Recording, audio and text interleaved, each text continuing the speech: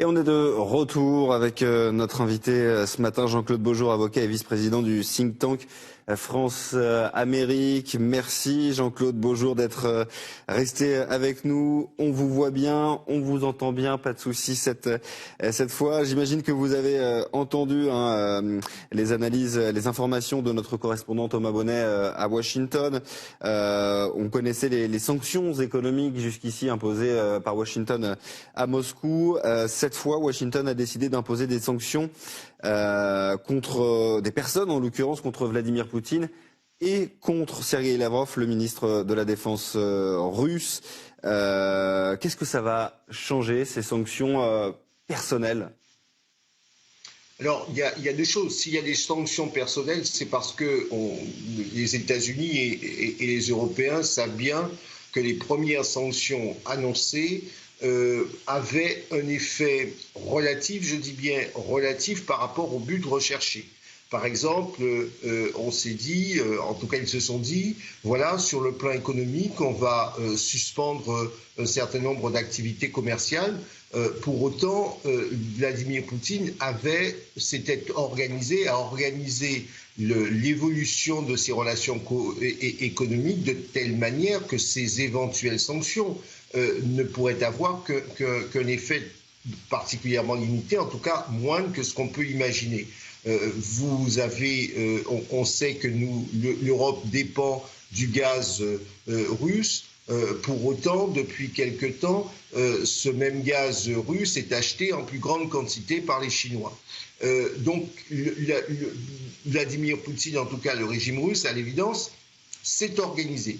Et donc, la question qui s'est posée était de savoir qu'est-ce qui pourrait être pris comme mesure qui puisse contraindre, qui soit plus gênante, et notamment, les Occidentaux visent à geler les avoirs et gêner le mouvement des Russes, en tout cas de l'oligarchie russe, donc l'entourage le plus proche de Poutine, de manière à l'obliger à céder. Hier soir, j'étais dans un groupe de travail et un certain nombre d'interlocuteurs disaient précisément, il disait, vous savez, on a énormément de Russes en Grande-Bretagne, on a des Russes dans le sud de la France, aux États-Unis, et de Russes fortunés. Et donc, la plus grande des solutions, me disaient mes interlocuteurs, la meilleure des solutions serait de bloquer les avoirs, de gêner leur mouvement, parce que c'est ce qui serait le plus efficace dans l'immédiat. Voilà, je crois, l'état de la réflexion des Occidentaux de ce point de vue. Cela étant, vous savez, quelle que soit l'efficacité, grande ou petite, moindre, des sanctions, on sait bien que la difficulté des sanctions, c'est qu'elles ne produisent d'effet que à moyen terme. Elles ne produisent pas d'effet à 24 heures. Moi, je pense aux populations ukrainiennes, aux personnes qui fuient.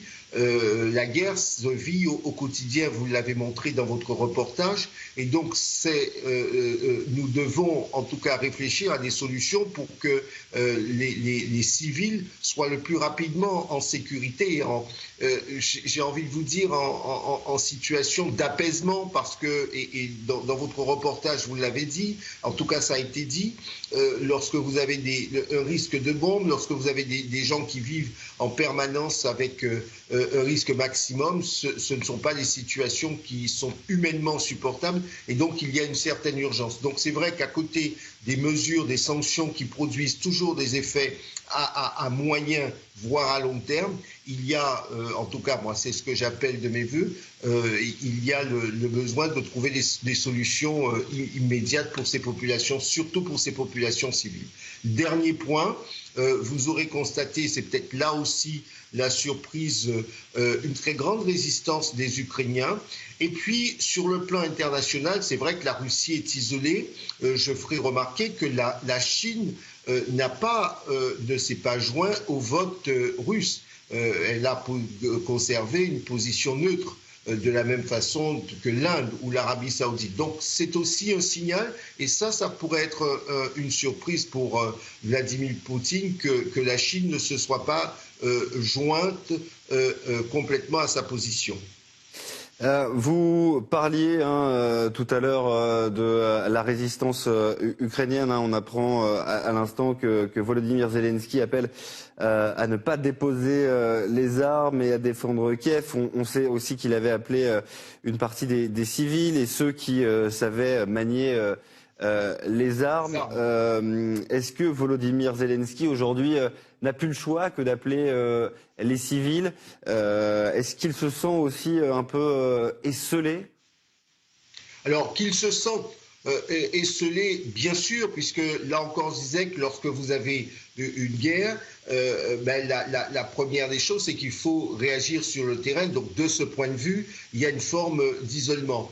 Pour autant, on est quand même surpris, il faut le dire, que ce chef d'État, qui n'est pas un politicien habituel, qui était un homme des médias, fasse preuve d'une certaine détermination, qu'il se dise prêt à combattre jusqu'au dernier souffle, qui fait appel lui aussi à une forme de patriotisme européen, en tout cas auprès des frontières, puisqu'il appelle, y compris les étrangers qui connaissent le maniement des armes et qui savent se battre, il les appelle à venir au combat. Donc il joue fibre patriotique de Poutine contre fibre patriotique ukraino-Europe de l'Est, en tout cas Europe. Donc c'est là une des surprises de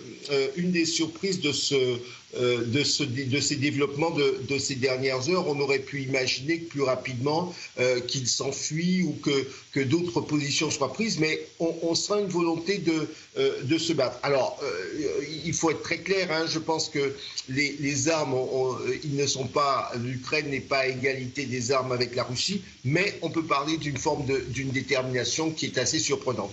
Jean-Claude Beaujour, la Russie expliquait il y a quelques heures dans la nuit que les négociations avec les Occidentaux étaient proches du point de non-retour.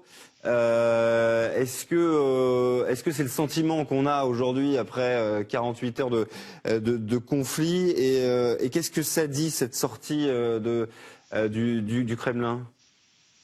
Alors, vous savez, on entend souvent cela, on a souvent entendu dire les négociations sont désormais à un point de non-retour. Dans un conflit, me disait un diplomate qui connaît bien les relations transatlantiques, les relations entre Américains et Russes, il me disait récemment, dans un conflit, à un moment donné, il faut discuter.